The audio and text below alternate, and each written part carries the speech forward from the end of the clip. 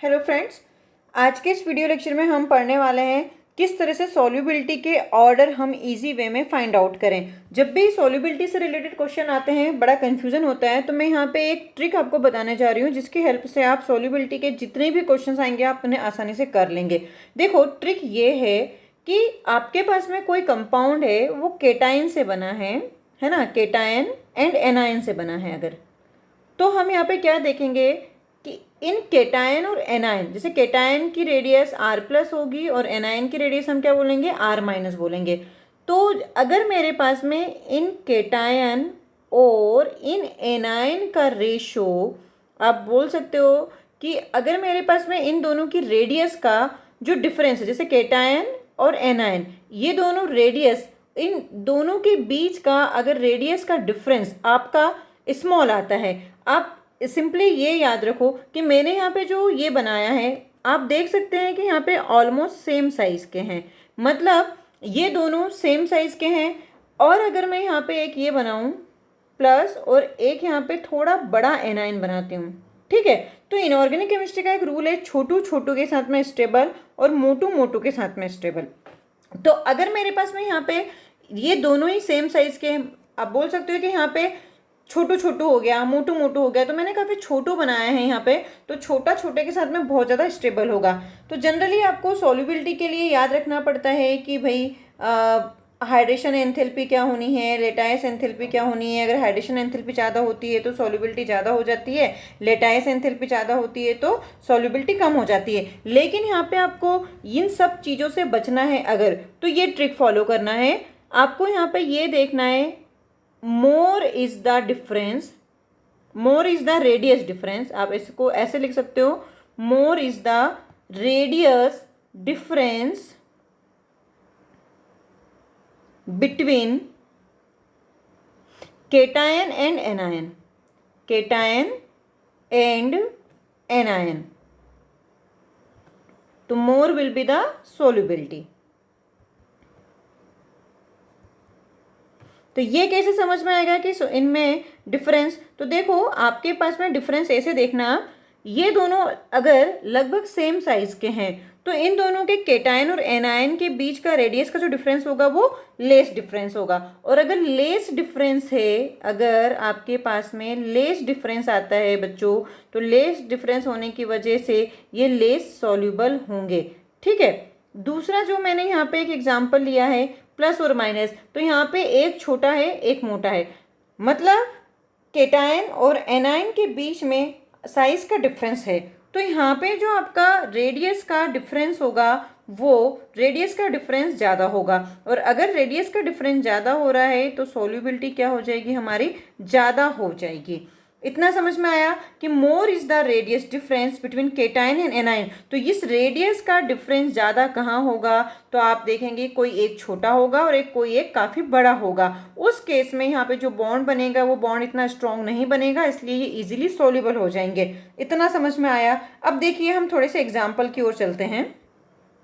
अगर मैं यहाँ पे केटायन और एनायन की बात करूँ, तो जो फर्स्ट, मतलब उसके साइज की अगर हम बात करें तो वी नो दैट कि फर्स्ट ए ग्रुप है, उसमें आपके पास कौन कौन आता है, लिथियम आता है, सोडियम आता है, पोटेशियम, रुबिडियम, सीजियम, ये सब है। और अगर मैं इनके केटायंस बनाऊँ तो हमें पता है कि मोनोवेलेंट होते हैं, तो Na plus, Li plus, K plus, Rb plus and caesium plus. And top to bottom जाने पर यहाँ पे साइज क्या होगा, यहाँ पे साइज इंक्रीज होगा टॉप टू बॉटम जाने पर, तो सीजियम सबसे बड़ा होगा। इन द सेम मैनर हमारे पास में सेकेंड ए ग्रुप में कौन है, सेकेंड ए ग्रुप में we know that beryllium +2, magnesium +2, और इधर भी क्या होगा, टॉप टू बॉटम जाने पर साइज आपका इंक्रीज होगा। तो ये तो बात हो गई हमारी केटायन की। फिर अगर मैं एनायन की बात करूं तो हमें एनायन कौन कौन से बड़े होते हैं और कौन कौन से छोटे होते हैं, ये चीज़ ध्यान रख लेना है। तो आपके पास में एक तो सेवन्थ ग्रुप के जो हेलोजन से फ्लोरीन, क्लोरीन, ब्रोमीन, आयोडीन, ये आपके एनाइंस होते हैं। एंड यहाँ पे भी सेम, आप टॉप टू बॉटम जाने पर साइज क्या बोलोगे, एनाइन का इंक्रीज हो रहा है, राइट। फिर आपका यहाँ पे देखा तो F माइनस क्या हो गया, आपका काफ़ी छोटा हुआ। और कौन छोटा हो सकता है, OH माइनस आपका छोटे एनाइन की कैटेगरी में आता है। अब आपके बड़े एनाइन की कैटेगरी में कौन कौन आ सकता है, तो जो पॉलीवेलेंट एनाइन होते हैं, जनरली पॉलीवेलेंट एनाइन, जैसे SO4-2 हो गया, ClO4-1 हो गया आपका, या फिर मैं बोलूँ CO3-2 हो गया, या NO3-1 हो गया। ये सब आपके किस में आते हैं? बिगर एनायन में आते हैं। तो जब भी आप रेडियस रेशो निकालने जाओगे तो आपको अगर ये पता चल जाता कि कौन छोटा है कौन मोटा है, तो इससे आप जल्दी से आंसर फाइंड आउट कर लोगे। ये चीज़ आपको समझ में आ गई इतनी कि किसे हम बिगर एनायन एंड बिगर केटायन या स्मॉलर केटायन और स्मॉलर एनायन में कंसिडर करेंगे। अगर ये चीज़ समझ में आ गई हो तो हम यहाँ पे एक एग्जाम्पल लेते हैं। एग्जाम्पल में मेरे पास में यहाँ पे सपोज है नाइट्रेट, तो LiNO3, NaNO3, KNO3, मतलब फर्स्ट ग्रुप के नाइट्रेट है आपके पास में, KNO3, RbNO3 और आपका सीजियम का नाइट्रेट CsNO3। और इसमें आपको पूछा गया है कि सॉल्युबिलिटी का ऑर्डर क्या होगा। तो आप क्या देखेंगे कि अगर मेरे पास में केटायन छोटा है और एनायन बड़ा है, तो इन केटायन और एनायन का रेडियस के बीच का डिफरेंस काफ़ी होगा। तो यहाँ पे हम देखें लिथियम जो है, लिथियम का साइज़ क्या होगा? स्मॉल होगा। और NO3 किसके केस में आ रहा है? लार्ज में आ रहा है, तो ये लार्ज साइज में आएगा। तो इन दोनों के बीच में रेडियस रेशो क्या होगा? रेडियस रेशो ज़्यादा होगा, मतलब इन दोनों के बीच में डिफरेंस ज़्यादा होगा। तो यहाँ पे सॉल्युबिलिटी LiNO3 की ज़्यादा हो जाएगी। ठीक है, मतलब छोटा बड़े के साथ ज़्यादा स्टेबल नहीं होगा। लेकिन अगर मैं सीजियम नाइट्रेट की बात करूँ यहाँ पे, तो सीजियम का भी साइज़ बड़ा है और NO3 का भी साइज़ बड़ा है। तो हमें पता है कि मोटू मोटू के साथ में स्टेबल है, तो ये तो स्टेबल होगा, तो सॉल्युबिलिटी इसकी क्या हो जाएगी? कम हो जाएगी। राइट, तो हमारे पास में सॉल्युबिलिटी का ऑर्डर ये हो जाएगा।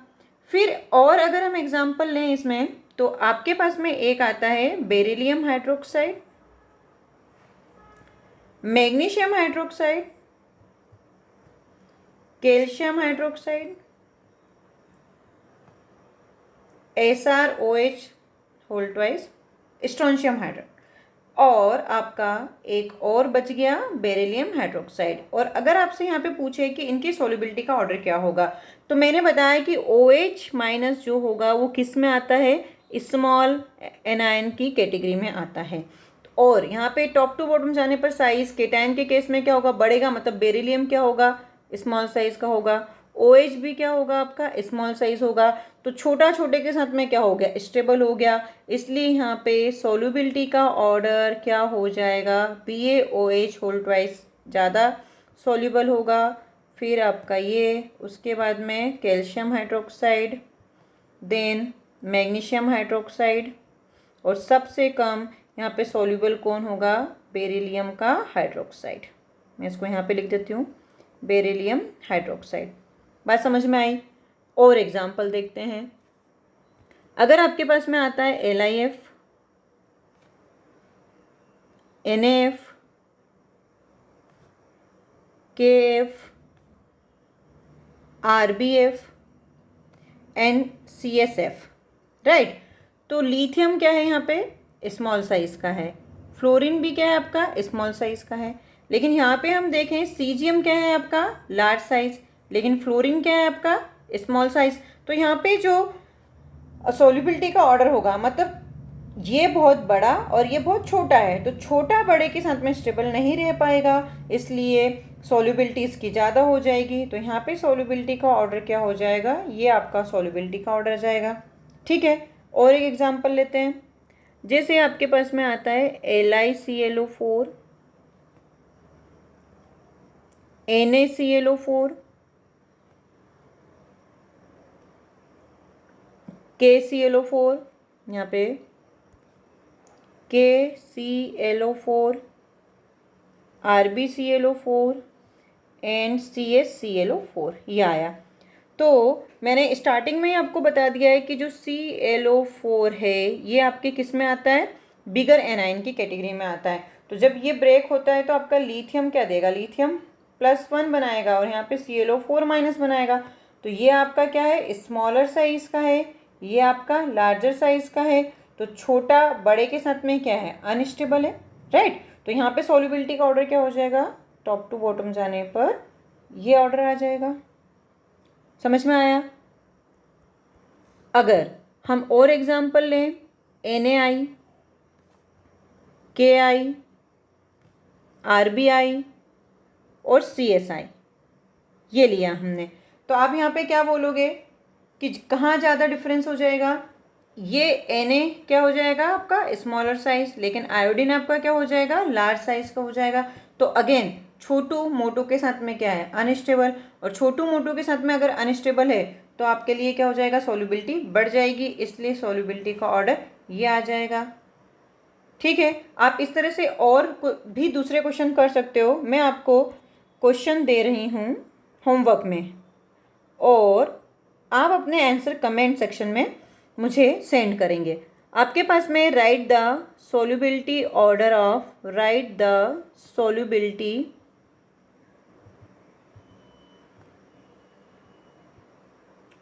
ऑफ कौन कौन है मेरे पास में? BeCO3, MgCO3, CaCO3, SrCO3 and BaCO3। इनका सॉल्युबिलिटी का ऑर्डर आप मुझे बताएंगे। दूसरा, आप मुझे एक और क्वेश्चन का आंसर बताएंगे। LiOH, NaOH, KOH, rubidium and caesium hydroxide, इनके आप मुझे ऑर्डर बताएंगे कमेंट सेक्शन में। तो आई होप जब आप इस तरह से क्वेश्चन सॉल्व करोगे तो आपके सॉल्युबिलिटी से रिलेटेड सारे क्वेश्चन के आंसर बन जाएंगे। Thank you.